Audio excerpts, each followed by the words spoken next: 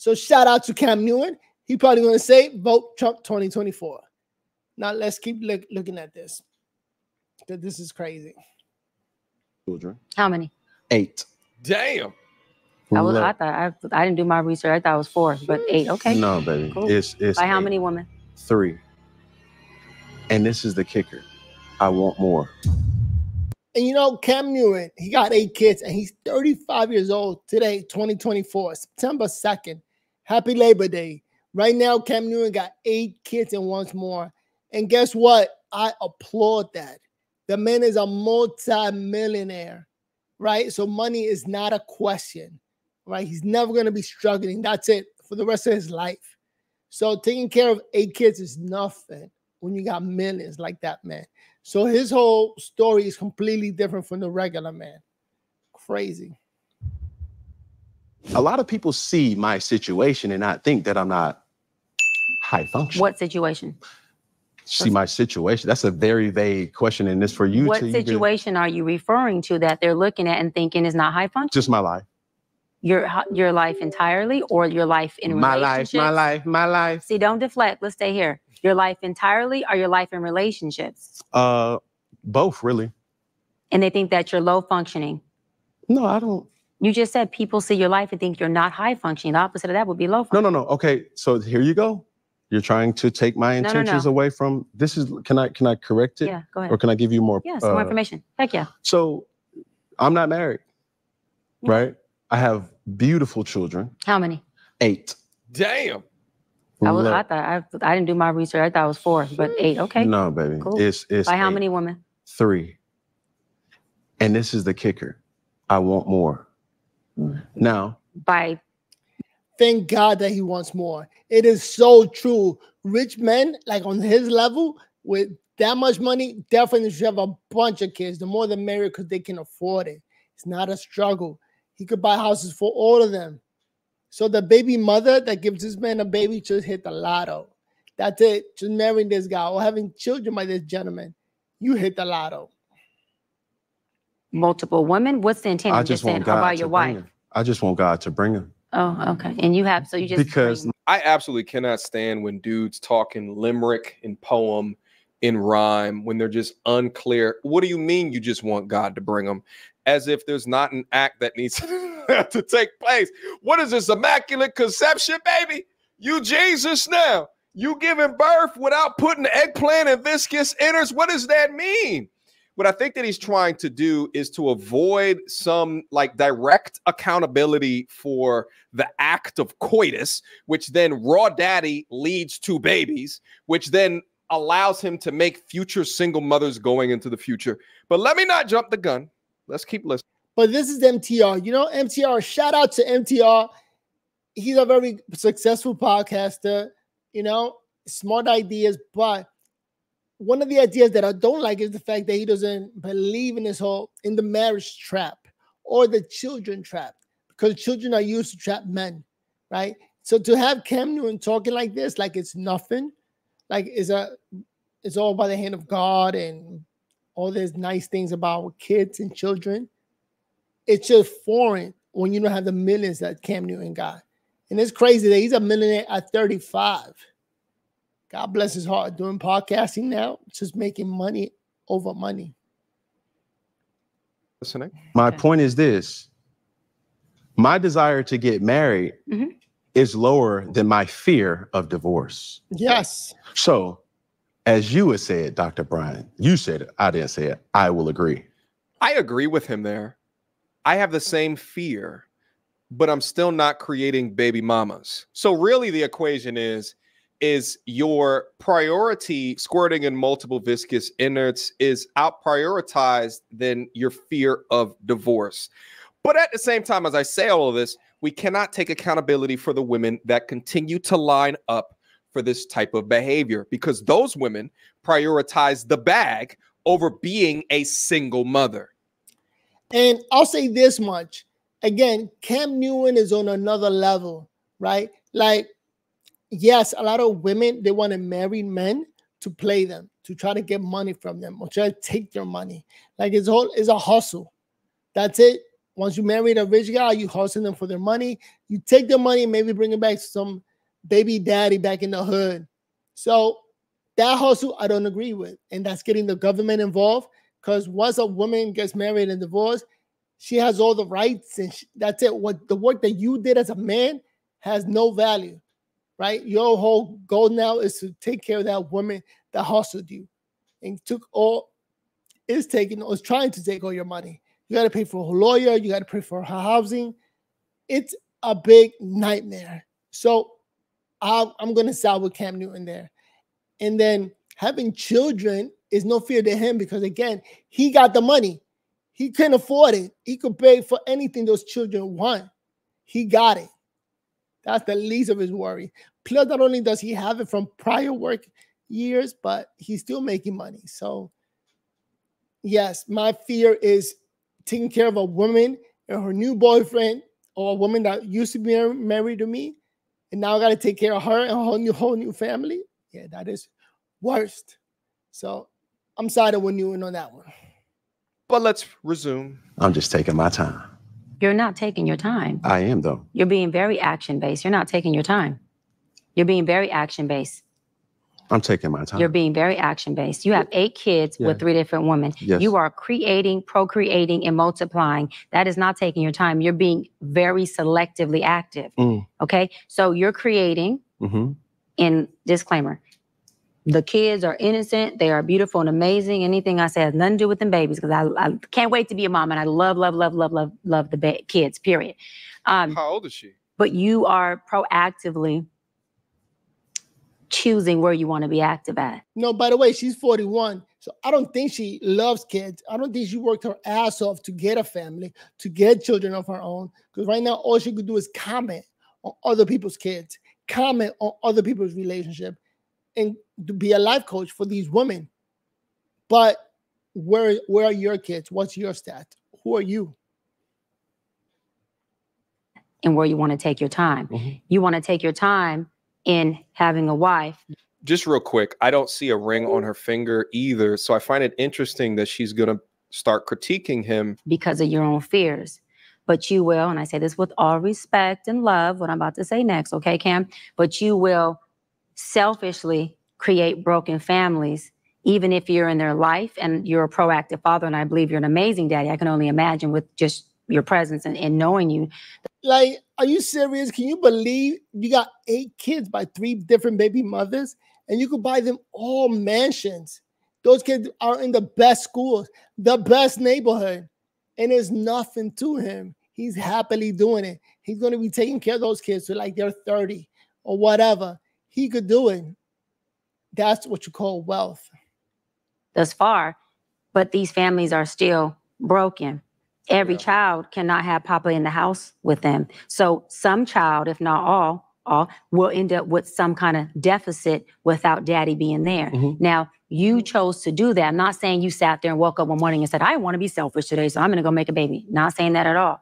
But those are selfish acts at the expense of your fear. So at what point do you feel the fear, do it anyways? And yeah, that is a low functioning behavior. To say that I am going to create these homes. Let me go better. I'm going to build these houses and put kids and these beautiful women and kids in them, but I ain't going to create a home in them. I'm going to wait till I dissipate my fear. By the way, she looks pretty. She looks like in her 20s. She was probably unstoppable. Like anywhere she goes, she has the heads turning to look at how beautiful she was.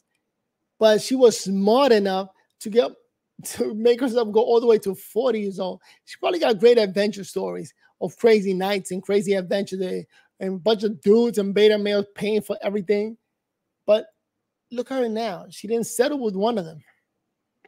To find a wife where I'm still going to be fearful with, because there's no such thing as not having some type of nerve or some type of feeling behind marrying somebody who you're spending your life with. And then I'm going to build a home with her while all these other beautiful babies have houses. That's completely unfair and it's selfish. She has a very fair point in this criticism of Cam Newton. And I think that it's a lot different if you create, like, let's say like he's in favor of polygamous relationship all of the way, right? Like he has a compound all of the mothers and the children are within one compound. They all get along. It's all a happy, giant ass family. You know, they're doing like the Mormon shit. That's a lot different than what this situation is, where the baby mothers are in disparate portions of the country and they're super split. In the former example, the polygamous example, he's still somewhat split between but at least they're all in the same area. But in the latter example, I mean, you just can't be in two places, two states at one time. So although for you as a man, you're creating all of these likenesses and images of you, but you're going to increase the chances that each one of those kids is going to suffer a daddy hunger. And that daddy hunger is absolutely real. For example, did you guys know that 80% of people incarcerated come from single mother homes? Or did you know that 60% of youth self-deletion comes from children from single mother households? And I'll say this much, though. We don't know Cam Newton's situation, right? He does a podcast for what, maybe an hour or two a day. We don't know how available he is to those kids. If they want to see him, if they actually want to move with him and not really live with the mother, you know? So we don't know the access that those kids have to Cam Newton or how often he makes himself available to him. Because that's all he got to do. And again, because he's that rich, and if he sees that need from a child, he'll make it work. He'll make the kid maybe live downstairs in his house or live the room next door to him. He just won't get married. He just won't give the bingo card over to the wife to like do what you want to do with my money. So we don't know what access he gives his kids. It's not like he's separating himself where you can never see me or you can't come close to me. I'm 100% sure when they need him, he's there. So we sort of making a judgment based on this podcast. Let's keep listening to MTR. 71% of high school dropouts are from single mother homes, and 90% of homeless children that run away are from also single mother homes. We know, and we have known for decades, the impact of a present father, not financially present, but there, active in their life. This sort of reminds me of that time Nick Cannon forgot one of his kids' names. You left out Onyx Ice Cold. Oh no, you know what? I did. You did. You got. I knew you didn't know. But again, and let me continue to preface this, because while I can criticize him just as much so I can criticize these women that continue to sign up for a Nick Cannon or continue to sign up for a Cam Newton. The onus is on them just as much as it's on Cam Newton. But you know what? This is a lesson that the kids can learn. We're talking about high value money making men who are out in the world making money, just making what's it called, fun coupons, money they could do whatever they want with it. So any therapy that the child may need or anything like that, definitely these high value men with money can get it for them. You know, they can make themselves available for the child. Think about that. And like, who does that? Who has a job and has a kid sitting next to them doing job? You're not allowed to bring your kids to work. So you're like not with your child for what, 8 hours a day, maybe 12 hours a day, because you got to commute to work, be at work, and then commute back. So the reality is that you don't need to be a fixed adult next to your child. You're just there when the child needs it. So I'm pretty sure he's available to them through phone calls with technology nowadays. And if they need to come over, he got the money. He could buy all the houses in his neighborhood and make them all live there. Talk to the wife and say, look, the kid needs me. He needs to live behind my house.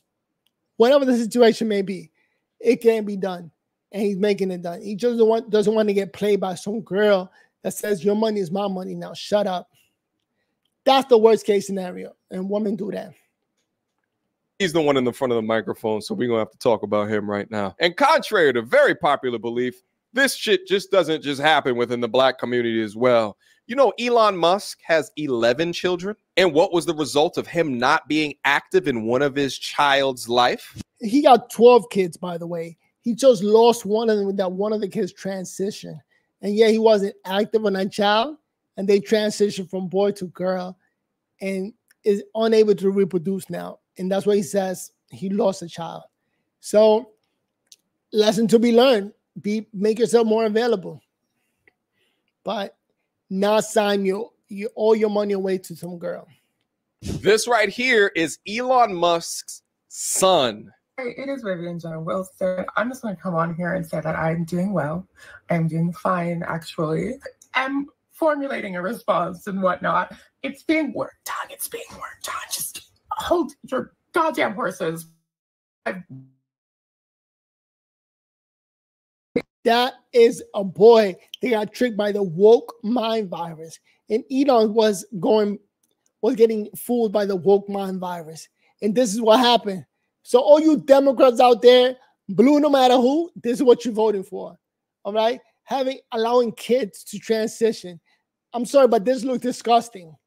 That young girl right there, oops, that young boy right there, oh my God. Worst case scenario is something that we all got to work on, not allowing kids to do this. It is Vivian Jenna. And the response that she's talking to is an interview that he did with Jordan Peterson. Vivian cut ties with Elon in 2022 after filing a petition to change her name due to her gender identity and her severed relationship with her father. Vivian wrote in court documents obtained by E! News at the time, "I no longer live with or wish to be related to my biological father in any way, shape, or form." While Elon's no longer in contact with Vivian, the 53-year-old previously shared that he has strong bonds with his other children. He told the Financial Times in an interview published June 23rd, "I have very good relationships with all the others." That's all you can do as a father. Build a strong relationship, the strongest relationship you can. But you cannot control destiny. Here, the woke mind virus convinced that young boy that listen, don't listen to nobody. You are a girl. And actually went through the whole transition. And look at that. Elon Musk, he just fell for him. That's how life is. So it's just a lesson for everybody else. Don't let the woke mind virus fool you into thinking that this is normal, because it's not. This was a scary situation. Can't win them all. Fathers matter. Let's finish up. Just tell me when I can solve. Yeah, almost. That's completely unfair and that's selfish. And so, yes, you're taking your time in this department, but you're not taking your time in this department, which means you're compartmentalizing. And compartmentalizing never. You got to decompartmentalize whatever she said, whatever big word she said. You got to do that in life. What are you talking about? Who in the hell has kids and just stays home right next to them? And that's it. You got to figure life out. You got to compartmentalize. Is that the word she used? You got to do that because you got to keep making money. You're a man. You got to keep a roof over your head. You have to keep the money flowing in. So what are you supposed to do? Make yourself available 100% for your children? I don't think so. That's not the norm. It works. Compartmentalizing hurts everybody involved. Everybody who's in this box and that box and this box and that box and this box. And then here you go over here trying to figure out what box you're going to feed. You know how happy this woman would be if a man said, you know what, woman or girl, don't worry about anything. I got it. And that's it. All you got to do as a female is take care of the children and be happy. Do whatever you want because I got everything else. I got the money coming in. You know how great that is for men to say that to you? Instead, look at you working your ass off at 41, doing an interview with Cam Newton, talking about the future. Insane. You don't have to work, but she's working. Or entertain or do, then you're looking outside to figure out who's your next victim to put in the box. It's unhealthy. It's not a victim. Who's your next girlfriend that wants to have baby? Because women are the baby makers. They are the ones that create life. They are the ones that got to hold on for that child for 9 months. God bless all women. You know, we need to support women. It's just, I hate to support a girl who doesn't really like being with you or like being with me. Like, I'm in my second marriage. My first girl just didn't see herself with me all the way to the end of life, or for like, no, I should say for a long period. So yeah, we got divorced. And that's it. Finding somebody that wants to be with you. And then my biggest fear was, do I have to now support her lifestyle and her new boyfriend? Is it going to be a check off for me? Like, do I have to give her a monthly fee off for me? So that is a fear of marriage. But let's keep listening.